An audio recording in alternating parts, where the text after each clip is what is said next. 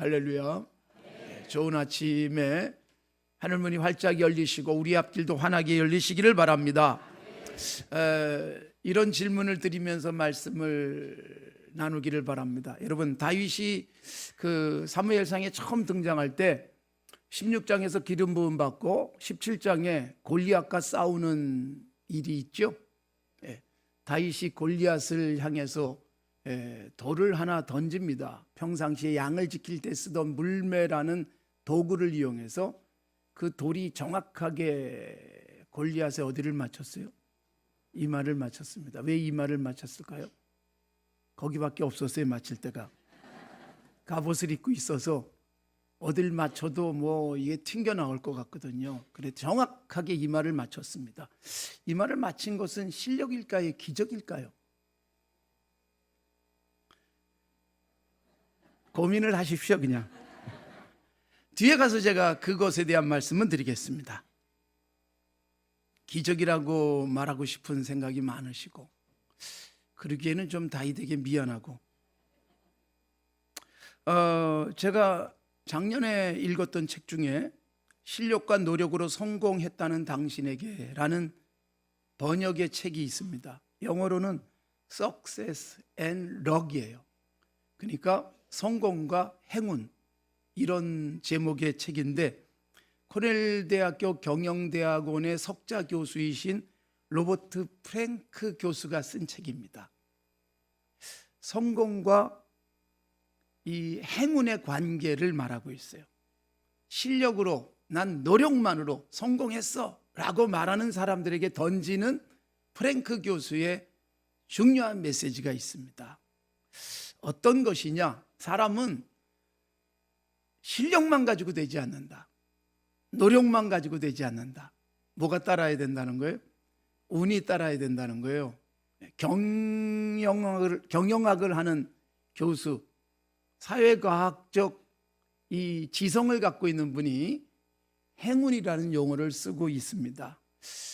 그저 일반적으로 좀 천박하게 표현하면 재수 좋아야 된다는 얘기예요. 이런 걸 아주 통계를 가지고 설명을 해주고 있습니다. 이를테면 미국 사람이니까 미국에 태어나는 것만으로도 행운이다 그 말이에요. 우리에게 적용하면 여러분, 대한민국에 태어난 것이 얼마나 행운인지 모릅니다. 우리나라에 태어난 것 자체가 행운이에요. 지금 태어나는 사람들은 더군다나. 요즘 젊은이들은 헬조선 뭐 이런 거 쓰죠. 이 땅이 지옥 같아 그렇게 말하지만 사실 여러분, 우리나라가 세계 경제 순위로 따지면 11위예요. 우리나라 같이 인구 5천만 명, 거기다가 3만 불 소득, 이게 여러분 세계적으로 이런 나라가 그저 10여 개국이라는 거죠. 그런 나라에 살고 있는 것 자체도 행운이에요. 여러분이 태어날 때 대한민국에 태어나자 그리고 선택해서 태어난 사람이 아무도 없다는 거예요. 태어나 보니까 대한민국이에요. 이 자체가 행운이다 그렇게 말하는 겁니다. 거기다가 좋은 부모 만나는 것도 행운이다. 상처 받는 분이 없기를 바랍니다. 좋은 부모 만나는 것. 요새 젊은이들이 소위 수저론, 수저계급론이라는 것을 만들어냈습니다. 금수저를 입에 물고 태어나는 아이가 있다라는 것이죠. 나는 흙수저 그러면서 좌절하는 경우들이 있어요. 좋은 부모 만나는 것, 탯줄. 예전에 여러분, 왕실에서는 탯줄 보관하는 항아리가 있었습니다. 굉장히 중요한 거였어요. 탯줄. 그러니까 누구의 탯줄 연결돼서 나오는가, 이게 굉장히 중요한 부분이죠. 키는 부모의 영향을 받습니다. 목사님 크시잖아요. 제가 이 키를 우리 애들에게 물려줬으면 우리 애들이 저를 많이 원망하며 살았을지도 모르겠어요. 다행히 8cm 큰 여자랑 결혼을 했습니다. 제가. 그래서 결혼할 때는 우리 집에서 제가 둘째로 큰 사람이었습니다. 우리 아들이 중학교 1학년이 될 때부터 저는 우리 집에서 셋째로 큰 사람이 됐습니다. 우리 딸아이가 중3이 될 때부터 저는 우리 집에서 넷째로 큰 사람이 됐습니다. 제 아내는 저보다 8cm 크고, 제 아들은 지 엄마보다 12cm 크고, 제 딸은 저보다 5cm 크고. 그러니까 우리 집에서는 제가 높은 데 거 꺼낼 때 여보 부르든지 아들을 부르든지 해야 됩니다. 이 자체를 행운으로 보는 거예요, 프랭크 교수가. 또 육상 경기가 있잖아요. 육상 경기 8개 종목 중에 세계 신기록이 세워졌을 때, 이때 여러분 바람을 조사해 보니까 역풍, 그러니까 바람을 안고 뛰었을 때는 절대로 신기록이 나온 적이 없대요. 바람이 앞에서 불 때 육상은 앞으로 가야 되잖아요. 근데 전면에서 불어서 바람을 거스르고 넓이 뛰기를 하거나 달리기를 했을 때는 절대로 세계 신기록이 나온 적이 없다. 모든 세계 신기록은 바람이 아예 없거나, 가장 좋은 건 뭘까요? 바람을 등 뒤에서 불어주는 바람을 업고 가면 세계 신기록이 나왔다는 거예요. 근데 바람을 불게 할 수 없잖아요. 이게 뭐라고 해석하는 거예요? 행운, 그렇게 해석하는 것입니다. 미국에 아주 에이미상을 4번이나 수상한 배우가 있는데 브라이언 크랜스턴이에요. 미드 보시는 분이 계실지 모르겠지만 미국 드라마의 그 브레이킹 배드라는 그 드라마의 주인공을 맡았던 브라이언 크랜스턴, 여러분 그는 아주 그냥 주연을 할 수 없는 평범한 배우였습니다. 조연급 배우였어요. 그런데 이 드라마 작가가 이 캐스팅을 하면서 주연으로 캐스팅했던 배우들마다 다 거절을 했어요. 원래 의도했던 배우도 거절. 그래서 2순위, 3순위 다 거절을 했어요. 다 거절하는 바람에 바로 이 브라이언 크랜스턴에게 배역이 왔어요. 기꺼이 출연을 했는데 그 드라마로 말미암아 에이미상을 4번이나 받은 거예요. 이것도 행운이다라는 거예요. 그러니까 주연할 만한 배우가 아닌데 주연급 배우가 거절해 주는 바람에 내 자리가 돌아온 거예요. 그게 행운이다. 우리나라에도 여러분 이런 행운을 거머쥐었다가 지금은 곤두박질한 배우가 있습니다. 이거는 이 책에 안 나오는 거죠, 우리나라 배우니까. 여러분 그 오달수라는 배우를 아십니까? 뭐 미투 때문에 작년에 추락을 해버렸습니다. 이 사람이 출연한 영화가 26년 동안 뭐 국제시장 괴물에서는 목소리로만 나왔어요. 도둑들 7번 방의 선물, 변호인, 국제시장 등 1000만 관객이 넘은 영화만 여러분 5편이 넘잖아요. 그래가지고 이 사람이 출연한 영화에 든 관객 수를 합치면 1억 명이라 그래요. 1억 명. 이 사람이 어떻게 배우가 됐는가? 1990년 21살 그냥 재수생이었습니다. 재수하면서 충무로에 서울의 충무로에 인쇄골목이 있어요. 인쇄골목에서 이렇게 전단지 인쇄가 되면 영화, 뭐 연극 이런 전단 인쇄되면 그 충무로가 또 그 영화 거리잖아요. 전단을 극장에다가 갖다 주는 이 아르바이트를 하고 있었어요. 그런 알바생이었는데 어느 날 전단지를 가지고 이 극장에 찾아가고 그러고서 계속 극장을 다니다 보니까 거기 출연하는 연극 배우들하고 친해지게 됐어요. 어느 날 이 전단지를 가지고 왔는데 그 배우들이 마침 밥을 먹고 있었습니다. 밥을 먹다가 이 배달 오니까 달수야 이리 와서 밥 먹어라. 그래가지고 그들 곁에 껴가지고 밥을 먹었대요. 밥을 먹는데 야, 너 오늘 출연 좀 해라 그러더래요. 대사는 하나도 없으니까 앉아만 있으면 된다. 배역이 뭐냐? 문상객 1. 아시겠어요? 지금 문상객들이 모여서 뭐 이렇게 저렇게 얘기하는데 그 중에 앉아가지고 술 마시고 있기만 하면 된다. 대사도 하나도 없으니까 해라. 여러분, 그게 데뷔작이었습니다. 그리고 1억 명 관객이 드는 그런 배우가 됐어요. 행운이었다는 거예요. 행운. 그런데 불운이 찾아오죠. 미투 때문에. 행운이 왔을 때 관리 잘해야 된다는 거예요. 여러분, 세계적으로 마이크로소프트 이거 뭐 얼마나 큰 부자입니까? 그리고 얼마나 역사를 바꿔놓는 사람이었습니까? 빌 게이츠가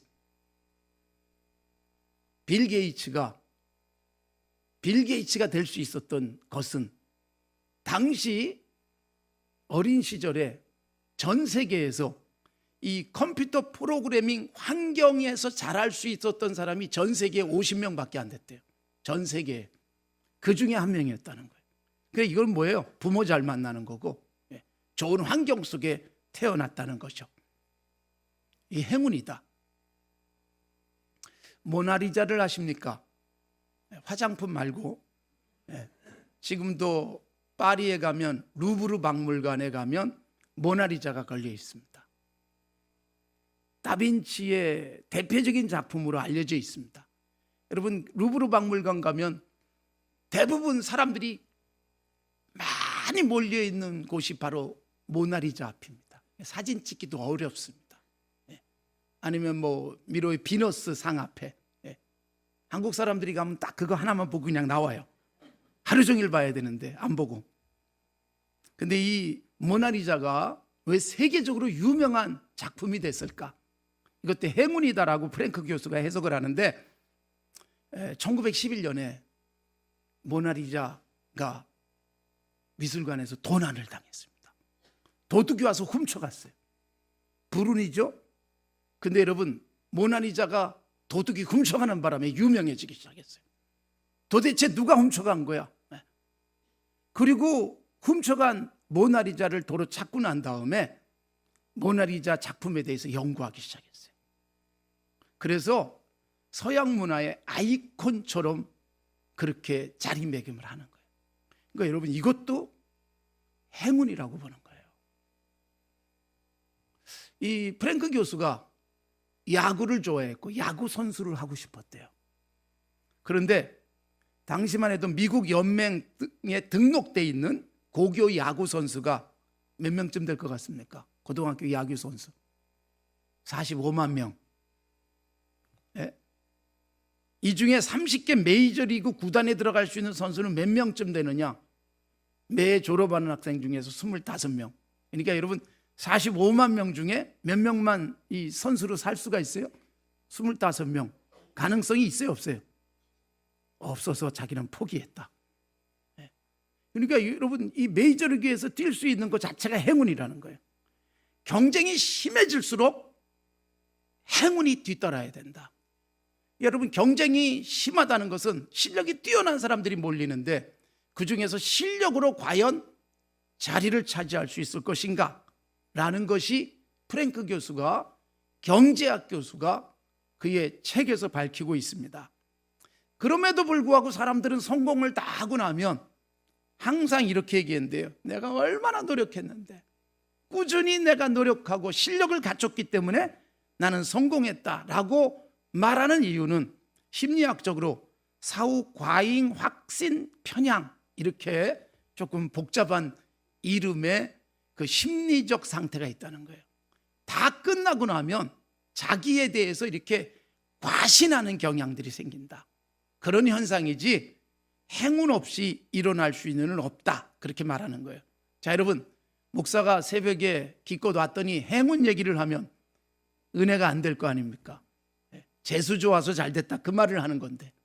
근데 여러분, 프랭크 교수, 경제학 교수는 이걸 행운이라고 말했지만 성경은 뭐라고 말할까요? 은혜. 그러니까 여러분, 하나님을 모르는 사람, 성경을 모르는 사람의 입장에서는 럭키하다, 운이 좋다, 재수 있다, 그렇게 얘기하는 거예요. 그래서 성경적으로 보면 뭐가 필요하다? 아무리 뛰어난 실력을 갖고 있어도, 아무리 모든 것이 객관적으로 다 잘 될 것 같아도 뭐가 필요해요? 은혜가 필요하다. 예수님을 낳은 여인이 있습니다. 누구예요? 마리아예요. 마리아가 어느 동네 사람이에요? 나사렛 여인이었습니다. 그러니까 갈릴리에서도 나사렛, 갈릴리 지역 자체가 이스라엘에서 가장 낙후된 지역이고 그 중에서도 나사렛은 나다나엘이 말했지만 거기서 무슨 선한 게 나올 수 있을까 싶은 정말 천박한 동네였습니다. 거기에 여자들이 여럿 있지 않았겠습니까? 그런데 하나님이 그에게 은혜를 주셨어요. 누가복음 1장에 보면 천사가 나타나가지고 가브리엘 천사가 마리아에게 말해요. 은혜를 받은 자여 평안할지어다. 너는 하나님께 은혜를 입었느니라. 여기 짧은 천사의 메시지 속에 은혜가 2번 나오는 거예요. 은혜. 그러니까 여러분, 다른 여자도 아니고 내가 예수님을 낳는 거룩한 도구가 됐다는 것. 한 여성의 자궁이 예수님을 낳는 최고의 복을 받았다는 것. 이건 전적으로 은혜다라는 거예요. 오늘 우리가 고린도전서 15장 10절을 읽었습니다. 바울 사도의 고백이에요. 위대한 사도. 얼마나 공부 많이 했습니까? 뛰어난 가문에서 태어났습니다. 그리고 그는 언어 실력도 갖추고 있었고 태어날 때부터 로마 시민권을 갖고 태어났고 모든 걸 다 갖춘 사람이 예수님을 만나요. 그리고 위대한 사도가 됩니다. 그런데 고백이 뭐예요? 나의 나된 것은 오직 하나님의 은혜다. 이걸 말하고 있습니다. 사랑하는 성도 여러분, 은혜가 얼마나 중요한가. 세상 사람들이 볼 때는 행운, 야, 저 나라에 태어나다니, 저런 집안에 태어나다니 행운이에요. 그러나 이걸 성경은 은혜라고 말합니다. 제게도 여러분 행운 같은 하나님의 은혜가 임했었습니다. 저는 우리 부모님이, 우리 아버지가 저만큼도 못 사셨어요. 굉장히 건강하셨던 우리 아버지인데 환갑 넘기고 교통사고로 천국 가셨으니까 아버지보다 더 많이 살고 있으면서 이맘때면 아버지가 참 그립습니다. 우리 아버지는 제가 초등학교 5학년 때까지 참 저로서는 최고의 혜택을 누리며 살았어요. 그때까지만. 제가 우리 집에서 6째거든요. 그러니까 저희 형이나 우리 누나들은 혜택을 많이 누렸어요. 고등학교, 대학교까지. 저는 초등학교 5학년 때까지만 누렸습니다. 초등학교 5학년 때까지만 해도 우리 아버지가 약수동에서 꽤 큰 집에 살았어요. 아주 마당도 넓은 집에서. 그리고 우리 집에서 밥 먹고 사는 사람도 많았고 사업을 확장하다가 어느 날 완전히 무너진 게 제가 초등학교 6학년 때였습니다. 그리고 약수동에 좋은 집 다 잃어버리고 그 당시로서는 서울에 아주 변두리였던 장위동이라는 곳으로 이사 갔어요. 가보니까 기찻길이 있더라고요. 그리고 막 논도 있었어요. 서울에 이런 데도 있었나. 거기서 이렇게 학교를 다녔고 공부를 했습니다. 집 한 칸 그래도 마련해서 갔다가 그 집 한 칸도 없어지고, 그리고 제가 가장 막 이렇게 우울한 정도가 아니라 이렇게 비참하게 느껴진 것 중에 하나는 뭐냐 하면 이렇게 전세도 구하기가 어려워가지고 식구들이 다 찢어져야만 했습니다. 우리 누나는 누나대로 따로 방 하나 어디서 얻었고 저는 갈 데가 없어가지고 개척교회를 하시는 전도사님의 옥탑방에서 같이 끼어서 살았어요. 이 옥탑방에 이 아래가 예배당이고 그 사모님이 유치원을 하셨고 옥탑방에 전도사님과 사모님이 사셨고 아기가 하나 있었어요. 딸 하나가. 이제 그 2살 정도 된 아이. 근데 여러분 그 방에서 같이 껴서 잤어요. 근데 굉장히 힘들었어요. 우선 불편하잖아요. 거기다가 우리 전도사님 왜 이렇게 늦게 주무시는지, 그리고 왜 이렇게 일찍 일어나시는지 정말 힘들었던 몇 개월을 그렇게 살기도 했어요. 그리고 중학교 때 이렇게 신문을 돌리면서 살아야만 했었어요. 고등학교, 대학교, 대학원 마칠 때까지 진짜 우리 아버지가 돈을 주질 않으셨습니다. 등록금을. 그러니까 공부하는 게 얼마나 힘들었겠어요. 네.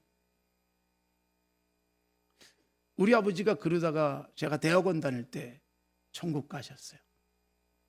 그리고 저는 대학원 마치고 돈이 없으니까 월급 주는 군대 가자 그래가지고 이 문과 석사들만 시험 칠 수 있는 정훈장교 중위계급장 달아주는 석사장교를 시험 쳐서 다행히 합격해가지고 그래서 40개월 동안 군생활을 했습니다. 거기서 제가 열심히 돈을 모았어요. 첫 월급이 13만 9천 원이었습니다. 중위 월급이 13만 9천 원. 제일 많이 받았을 때 전역할 때 15만 9천 원을 받았습니다. 그런데 여러분 그거 37개월을 그걸 받았거든요. 그거 받아가지고 500만 원을 모았습니다. 그러니까 하나도 안 썼습니다. 밥도 부대 안에서 먹고 옷도 군복만 입고 살고 커피도 한 잔 안 마시고 술 담배는 안 했으니까 돈 쓸 일이 없었어요. 500만 원 모아가지고 나와가지고 그게 제게 전 재산. 처음으로 모았던 목돈 100만 원 헌금하고 400만 원으로 이제 그때부터 신학대학원 다니면서 사당동에 있는 총신대학교 옆에 옥탑방이 전세가 400만 원이었어요. 그리고 제 아내 만나서 결혼을 할 때 400만 원 다 썼어요. 결혼식에. 그리고 이제 빈털터리로 신혼살림을 시작했는데 예배당에 마침 지하 방이 하나 있었어요. 거기서 신혼살림을 차려서 그리고 결혼이 그래서 가능했던 거예요. 집이 없어서 결혼하기도 어려웠는데 방이 하나 있어서 그리고 거기서 신혼살림을 시작을 했습니다. 그때 우리 어머니는 저한테 결혼한다고 10,000원도 주시질 않으셨어요. 그러니까 저는 여러분 아까 프랭크 교수에 의하면 지독히 재수 없는 놈입니다. 근데 여러분 저는 그것보다도 더 큰 은혜가 없었어요.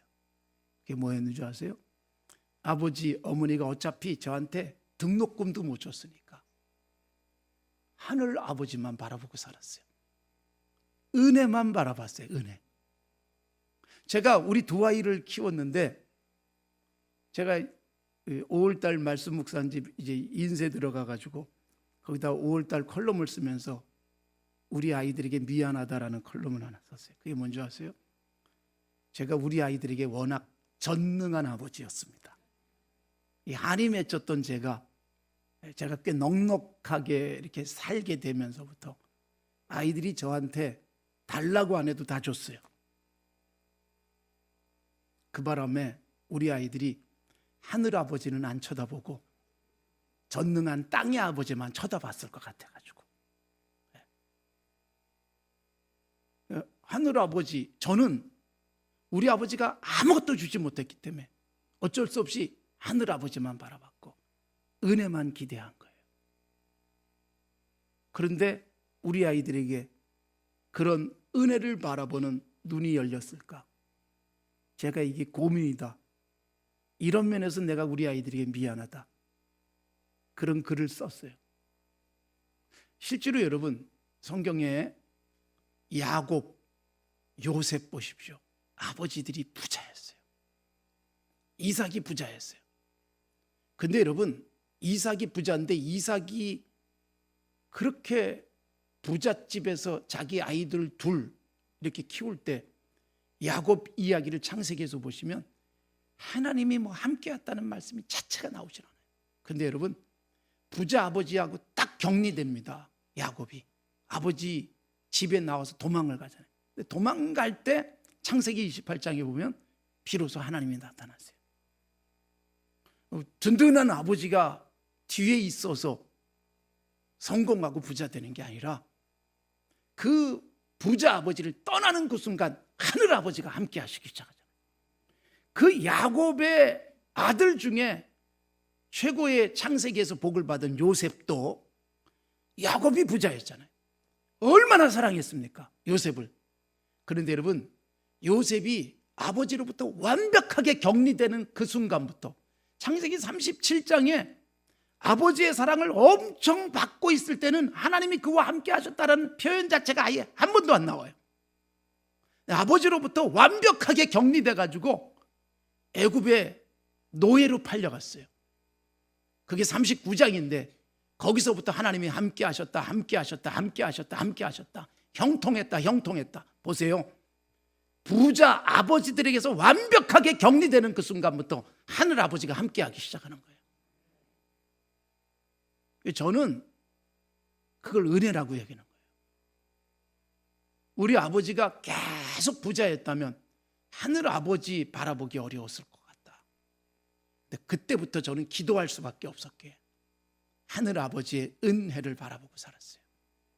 그 대신 여러분, 우리 어머니가, 우리 아버지가 저에게 최고의 유산을 주셨어요. 그게 뭐냐? 우리 아버지 돌아가실 때까지 제 기억에 남아있는 것은 계속 앉으면 성경 보는 모습이었어요. 우리 어머니 93세에 천국 가셨습니다만 우리 어머니가 제가 산정교회 담임 목사가 됐을 때 얼마나 기뻐하시고, 그런데 어머니의 모습은 늘 기도하는 모습이었어요. 충현교회에서 김창희 목사님과 함께 교회를 열고 그러면서부터 늘 새벽마다 기도하시던 모습, 역삼동에 예배당 짓기 위해서 컨테이너 박스 갖다 놓고 건축원가 나오지 않아서 기도할 때 늘 컨테이너 박스를 지키던 어머니의 모습이지 지금도 진하게 남아있어요. 제겐 그 기억이에요. 그러니까 여러분, 우리 아버지나 어머니가 제게 아무것도 해줄 수 없을 때 하늘 아버지께 맡겼고 하늘 아버지가 제게 은혜를 주시면서 저는 지금까지 살아있는 겁니다. 제가 산정교회 담임 목사가 됐는데 여러분, 제가 1993년 10월 13일 날 목사 안수를 받았습니다. 우리 목사님하고 비슷하게 그때 받았습니다.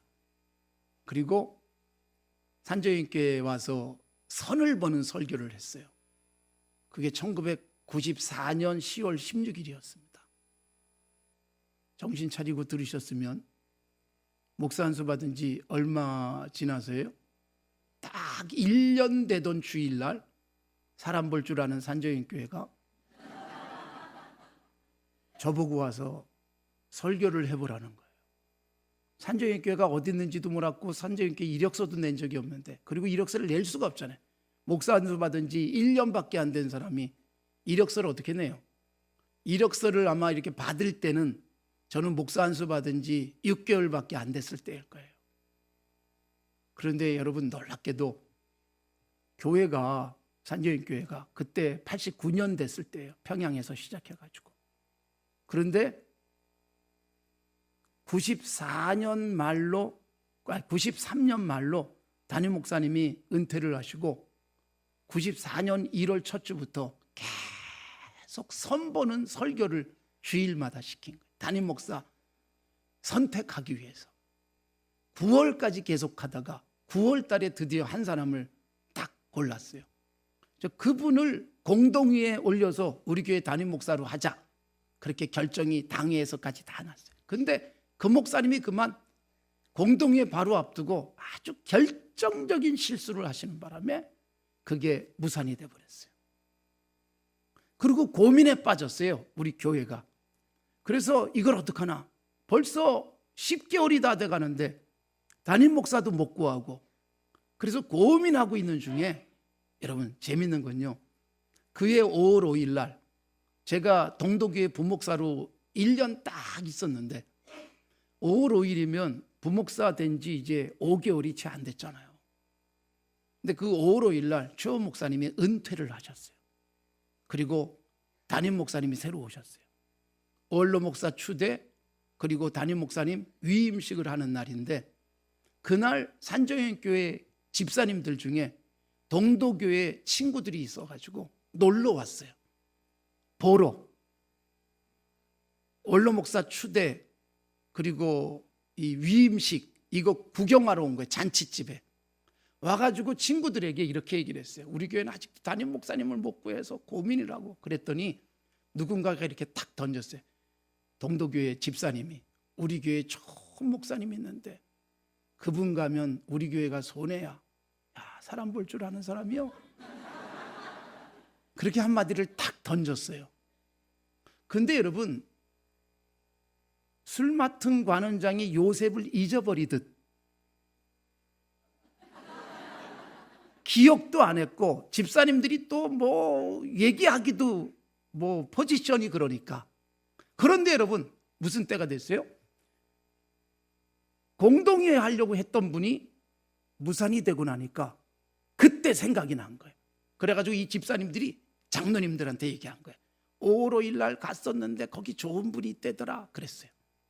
그러니까 장로님들이 시큰둥해가지고 야, 네가 전화해서 한번 오라 그래봐. 그리고 집사님한테서 전화가 왔어요. 네. 뭐 정식 청빙도 아니에요.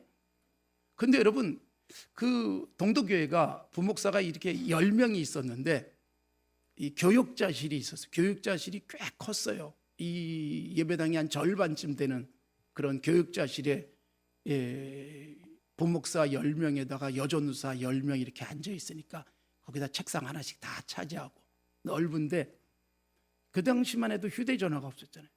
그러니까 그 집사님이 뭐 저한테 전화할 방법이 없으니까 동도교회로 무조건 전화했어요. 동도교회 1층 사무실에서 전화 받아가지고 아무개 목사님 찾아달라 그러면 무조건 그냥 교육자실로 인터폰 하는 거예요. 교육자실에서 전화가 돼가지고 그 자리에 있으면 전화 받는 건데 놀랍게도 여러분 도무지 그 자리에 있을 수 없는 시간에 제가 그 자리에 있었어요. 전화를 받았어요. 그런데 다음 주일날 산조연교회 와서 설교해 주세요 그러는 거예요. 근데 여러분 몇 시에 갈까요? 그랬더니 11시 반입니다. 근데 11시 반에는 제가 도무지 갈 수가 없는 시간이었어요. 제가 청소년부하고 대학부를 맡고 있어요. 청소년부가 9시에 시작하고 대학부가 12시에 시작해요. 이 두 부서 설교를 다 해야 돼요. 12시에 예배니까 12시에 못 가잖아요. 그런데 다음 주일날 와서 설교해 주세요 그랬는데 다음 주일이 무슨 주일인가 봤더니 가을 성찬식 주일이었어요. 성찬식 때만 꼭 대학부 설교를 제가 안 해요. 성찬식 하기 위해서 다 4부 예배를 올라가요. 대학부 학생들이 전부 다. 그날은 제가 설교 안 해도 되는 날이었어요. 그래서 기가 막히게 오케이 간다 그러고 아무한테도 얘기 안 한 채 가서 설교하고 왔어요. 그 다음 주에 설교하고 딱 들어오니까 이 11시 반에 시작한 예배가 12시 반에 끝났잖아요. 그리고 딱 오니까 여러분 그 시간에 담임 목사님 설교도 딱 끝나고 성찬식을 하려고 막 걸어오는 때 가운 딱 입고 가서 성찬식 했어요. 제가. 기가 막힌 타이밍. 그리고 저보고 산조연교회 오라고. 1년밖에 안 된 목사를. 참 기가 막히게 사람 볼 줄 아는 교회였습니다. 그리고 저는 산조연교회 부임해가지고 산조연교회를 키우고 산조연교회는 저를 키우고 같이 컸어요. 여러분 세상적으로 이걸 표현하면 행운이에요. 그런데 성경적으로 이게 뭐예요? 은혜예요. 이 은혜가 우리 부모님들이 아무것도 해줄 수 없는 상황 속에서 끊임없이 저를 위해서 기도해 주셨고, 그래서 여러분 나는 우리 자녀들에게 못해줘서 미안해 그러지 마세요. 돈이 없다고요? 새벽마다 엎드려서 기도하는 그 기도가 하늘 아버지의 은혜를 우리 자녀들에게로 쏟아붓게 하는 통로가 될 줄로 믿습니다. 야곱이 큰 부자가 됐어요. 외삼촌 라반의 집에 가서 도망가서 20년 살다가 돌아오면서 그렇게 말합니다. 야곱이 굉장히 부지런한 사람이죠. 창세기 31장에 보면요, 내가 눈붙일 겨를도 없이 살았다. 더위도 추위도 아랑곳 하지 않고 밤잠도 줄여가면서 낮잠도 자지 않고, 그래서 이렇게 부자가 됐다. 그러나 하나님이 함께하지 않았다면 나는 빈손이었습니다. 이게 31장이고 32장 하나님이 내게 주신 은혜를 내가 도무지 감당할 수 없습니다. 이게 창세기 32장. 어마어마하게 부자가 됐지만 그 과정 속에 부지런했고 누구보다도 뛰어난 아이디어로 성공의 자리에 올라갔지만 그의 고백은 은혜였습니다 라고 고백하는 거예요. 사랑하는 성도 여러분, 기도하는 여러분들 하나님의 은혜가 임하기를 바랍니다. 자, 아까 제가 서두에서 질문을 던졌습니다. 다윗이 골리앗을 꺾은 것은 실력일까 은혜일까? 그렇게 말하시는 거지요. 네. 기적일까 실력일까? 기적이 은혜니까. 그런데 여러분, 누구에게 은혜가 임할까요? 그냥 막무가내로 그냥 한번 싸워보자 그리고 덤빈 다윗이 아닙니다. 사무엘상 17장을 읽어보시면 양을 지키기 위해서 목숨 걸었던 다윗이에요. 양 지키는데 사자나 곰이 나타나면 달려가서 곰과 씨름을 하면서 양을 건져냈습니다. 이 고백을 해요. 근데 여러분, 그렇게 양을 건져내기 위해서 사자와 곰과 싸웠는데 다윗의 고백이 뭔지 아세요? 사자와 곰의 발톱에서 나를 건져내신 하나님, 내가 힘이 세서 사자와 곰과 싸워서 이긴 것이 아니라 내가 열정을 가지고 양을 지키려고 하는데 하나님이 나를 사자나 곰의 발톱에서 건져냈습니다. 이 고백이에요. 이 경험을 하면서 어떻게 하면 양을 나도 안전하게 지킬까를 생각하다가 물매 돌리는 연습을 얼마나 열심히 했을까.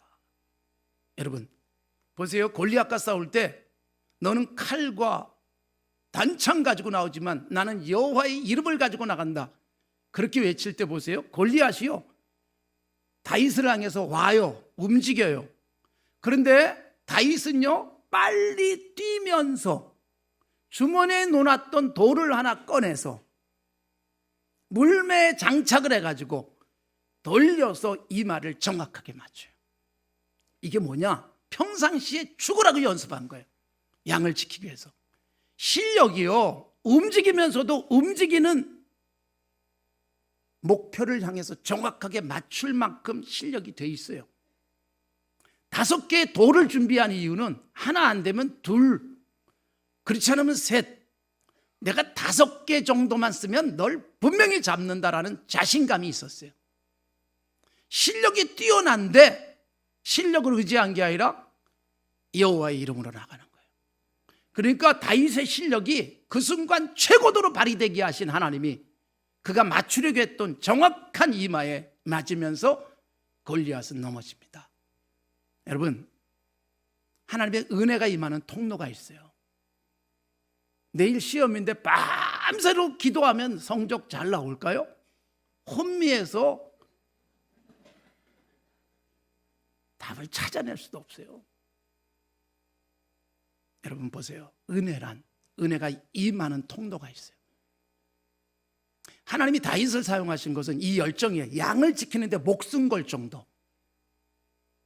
그 정도의 열정. 어떻게 하면 효과적으로 지킬까? 열심히 자기 나름대로의 실력 개발. 야곱 부지런히 일했어요. 어떻게 하면 내 양떼가 번성할까? 남보다 훨씬 더 많이 연구했어요. 그런데 은혜가 임하는 거예요. 거기에 은혜가 임한 사람들을 보면요, 가만히 앉아서 은혜만 기다리는 게 아닙니다. 열심히 살았어요. 공부하는 학생이 열심히 최선을 다해서 공부해. 내 실력은 여기까지야. 난 아무리 공부해도 이 정도야. 열심히 살아요. 꼭 공부만 잘해야 됩니까? 온갖 하나님이 내게 주신 은사가 있잖아요. 내가 가장 잘하는 것 열심히 해서 내 경쟁력을 갖춰놓고 그리고 하나님의 은혜를 기다리는데 어느 날 여러분, 기가 막히게 기회가 오죠. 제가 아까 산정교회 들어간 얘기를 했어요. 근데 여러분, 우리 교회 교인이 산정교회 집사님에게 우리 교회 좋은 목사님이 있는데라고 말을 던졌어요. 흘리듯. 근데 여러분, 제가 좋은 목사인 걸 어떻게 알겠어요? 제가 동덕교회 부임해가지고 94년 1월 1일 날 부임해가지고 1년 동안 있는 동안에 부목사로서 설교 딱 2번밖에 못했어요. 근데 기가 막히게 5월 5일 바로 전수요일 날 설교를 처음 했어요. 수요 예배 때. 그것도 그 담임 목사님이 은퇴하면서 그날 설교를 맡았던 목사님도 사표를 내버렸어요. 그 바람에 갑자기 설교를 시켰어요. 아무도 설교할 사람이 없었어요. 누구도 설교 준비된 사람이 없어가지고 제가 제일 서열 꼴찌였거든요. 나이는 제일 많았고. 그러니까 제일 서열 꼴찌인 나를 골탕 먹이기 위해서 너 설교해라 그랬어요. 갑자기. 근데 저는요, 그때까지 설교만 시켜봐라. 나 언제든지 설교하겠다. 그리고 설교를 늘 갖고 다녔어요. 설교만 시키면 난 잘할 수 있어. 막 이런 생각하면서. 그래서 기회가 온 거예요. 그날 설교를 한번 딱 했는데 교인들은 그렇게 인식했어요. 2번, 3번 했으면 더 위험했을 수 있어요. 계속 잘하기 어렵잖아요. 추신수 선수의 여러분 타율이 몇 프로인 줄 아십니까? 2할 5푼 4리예요. 그게 아메리칸 리그에서 최고로 성적을 냈을 때 사자가 사냥 성공률이 몇 프로인 줄 아세요? 거의 뛰어난 타자들의 타율과 비슷합니다. 20% 정도 됩니다. 목사가 설교를 10번 다 잘한다는 건 은혜입니다. 네, 이 타율과 비교를 하면 딱 한 번밖에 안 했기 때문에 여러분, 은혜.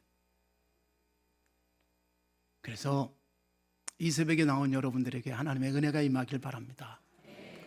열심히 사십시오. 열심히 기도하십시오. 내가 할 수 있는 자리에서 하나님이 나를 여기 보내셨고 하나님이 나로 하여금 이 길 가게 하셨고 이게 오늘 마지막인 것처럼 그냥 사십시오. 그러면서 하나님의 은혜 아니면 내가 아무리 땀 흘려도 빈손입니다. 이 고백. 내가 아무리 성적 좋고 아무리 공부 잘해도 하나님의 은혜가 아니면, 내가 아무리 집안이 좋고 나한테 든든하게 밀어주는 부모가 있어도 하나님의 은혜가 아니면 오히려 그게 화가 되잖아요. 그 든든한 집안에서 어마어마한 재화를 누리면서 공부도 하고 유학도 했는데 그것 때문에 망하는 재벌 2세 3세들이 얼마나 많아요. 하나님의 은혜라는 거죠. 은혜가 임하시기를 바랍니다. 은혜를 기대하며 기도하는 성도들, 그리고 우리 젊은이들, 청소년들, 하나님의 은혜 속에서 하나님의 역사를 감당할 수 있도록 지금 잘 준비하시고, 은혜만 주어지면 하나님 앞에서 마음껏 펼칠 수 있는 준비 잘 하시는 성도들이 되시길 바랍니다. 함께 기도하면서 복된 아침 여시기를 바랍니다.